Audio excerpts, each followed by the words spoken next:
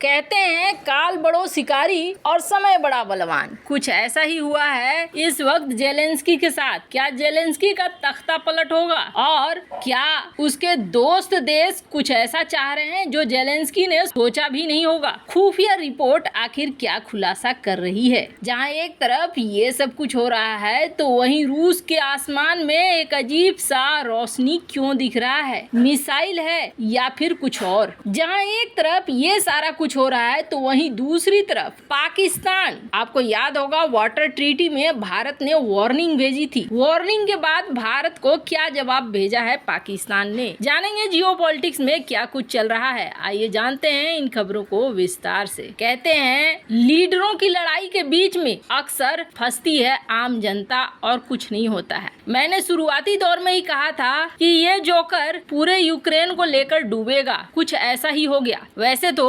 रूस यूक्रेन युद्ध के अब करीब 1 साल से ज्यादा का समय हो गया है। हर समय कीव के लोगों को खुद पर हमला होने का डर लगा रहता है, लेकिन ऐसे में बुधवार को आसमान में एक रोशनी दिखाई दी, जिसके बाद घन घन बजने लगे सुरक्षा अलर्ट वाले मोड। ये रोशनी क्यों दिखाई दी? अजीब सी रोशनी थी। स्क्रीन पर आप देख सकते हैं। इस रोशनी को देखकर ही लग रहा था जैसे कि कुछ अजीब हो रहा है। पहले तो लगा कि कहीं मिसाइलों का हमला तो नहीं हो गया है, पर ये मिसाइलों की तरह कोई बर्बादी लेकर नहीं आया, जिसकी वजह से थोड़ी शांति रही। कहा गया कि नासा के एक अंतरिक्ष उपग्रह के पृथ्वी पर गिरने के कारण ये आसमान में रोशनी दिखाई दी है। आपको बता दें नासा ने इस बारे में पहले से ही घोषणा कर दी थी कि 660 पाउंड का एक पुराना उपग्रह बुधवार को किसी भी समय पृथ्वी पर फिर से वापस आ सकता है। और जैसे ही ये चमकदार रोशनी दिखाई दी वैसे ही हवाई सुरक्षा अलर्ट जारी हो गया। लोग डर डर के जी रहे हैं। छोटी बड़ी कोई भी चीज हो रही है। ऐसे हालात में एक रिपोर्ट आ रही है और वो रिपोर्ट जेलेंस्की के लिए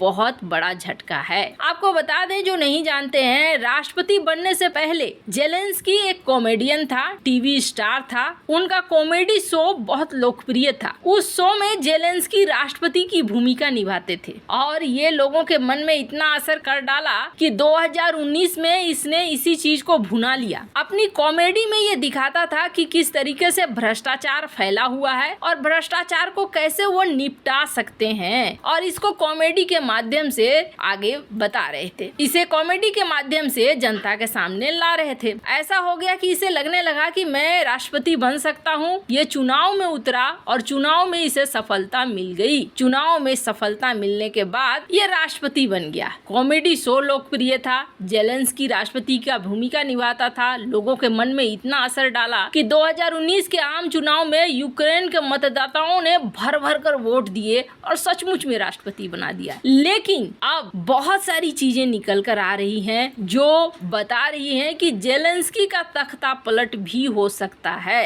इस वक्त जेलेंस्की की छवि बहुत खराब हो गई है। पिछले साल युद्ध शुरू होने से पहले बहुचर्चित पेंडोरा पेपर्स, आपको याद होगा, उन पर एक आरोप लगा था कि टैक्स चोरी करके उन्होंने बहुत सारा धन जमा किया है। इससे उनकी छवि खराब हुई थी। लेकिन उसके बाद हो जाता है यूक्रेन में विशेष सैनिक कार्रवाई रूस की, और इसकी वजह से लोग भी चुपचाप हो जाते हैं कि इस वक्त तो वैसे ही समस्या है, हम क्या अपने राष्ट्रपति के खिलाफ बोले, युद्ध का लाभ उठा सकता है। अब इस युद्ध का लाभ जेलेंस्की ने उठाया, आम जनता ने नहीं उठाया। जेलेंस्की ने सबसे पहले अपनी राजनीतिक विरोधियों को हटाना शुरू कर दिया। ये जो कुर्सी होता है ना, ये कुर्सी बहुत खराब होता है। इस कुर्सी पर बैठने के बाद अच्छे अच्छे जो राजनीति बदलने आते हैं वो खुद बदल जाते हैं। ऐसा ही हुआ जेलेंस्की के साथ। कहा जाता है कि जेलेंस्की ने राजनीतिक विरोधियों को हटाना शुरू कर दिया और इस युद्ध में आर्थिक अवस्था तो यूक्रेन की खत्म हो ही गई। स्थिति ऐसी हो गई कि दुनिया भर से मांगना पड़ा। आपको याद होगा हाल ही में जेलेंस्की ने भारत से भी मानवीय सहायता मांगी है, पर जो ताजा रिपोर्ट कह रही ना, रिपोर्ट ये कह रही है कि कहीं ऐसा ना हो कि राष्ट्रपति वोलोदिमीर जेलेंस्की का ही तख्ता पलट हो जाए। क्या इनका विकल्प ढूंढा जा रहा है? कुछ ताजा मीडिया रिपोर्टों में ऐसी अटकलें लगाई जा रही है। कुछ रिपोर्टों में ये कयास लगाए जा रहे हैं कि अमेरिका में अब जेलेंस्की के जगह किसी बेहतर छवि के नेता को यूक्रेन का नेतृत्व देने पर सोच विचार शुरू हो गया है। आपको याद होगा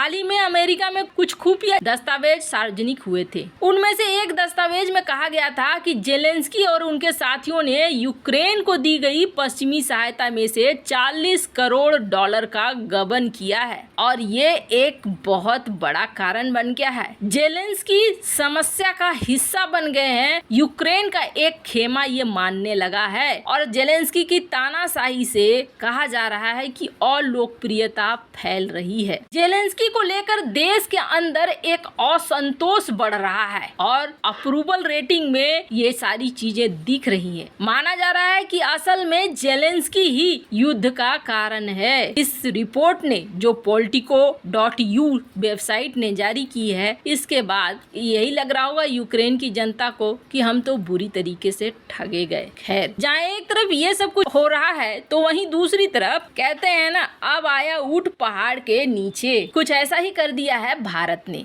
एक प्रसिद्ध है 19 सितंबर 1960 को किया गया समझौता, जिसे कहते हैं सिंधु जल समझौता। और ये सिंधु जल समझौता नहीं है बल्कि हमारे गले की फांस है। कभी मौका मिले तो इस सिंधु जल समझौता को अच्छे से समझने की कोशिश कीजिएगा। इसमें हम अपना पानी पाकिस्तान को दे रहे हैं कि लो भैया तुम आगे बढ़ो, पैसा कमाओ और उसी पैसे से गोली खरीदना, बारूद खरीदना और हमको मारना। ऐसा ही चल रहा है। और ये ट्रीटी कराने वाला कौन था? ये ट्रीटी कराने वाला था वर्ल्ड बैंक। अब बैंक कराने लगे संधि। भारत की मजबूरी थी, उस समय नेतृत्व भी उस तरीके का नहीं था और भारत बहुत ज्यादा निर्भर भी था। कह के भारत ने उसमें इस समझौते पर साइन कर दिया। लेकिन 62 साल पुरानी ये संधि अब बदलने का वक्त आ गया है और भारत ने इसके लिए सीधे से नोटिस भेज दिया था पाकिस्तान को कि सुनो भैया, हम बदल रहे हैं, ये जो संधि हुई है ये काम की संधि नहीं है। जब भारत ने ये नोटिस भेजा ना, शुरुआत में पाकिस्तान ने कोई जवाब नहीं दिया, कोई बात ही आगे नहीं बढ़ाई, सिर्फ यही कहा कि ये सारी चीजें बेकार की चीजें हैं, भारत एक तरफा कुछ नहीं कर सकता है। फिर भारत ने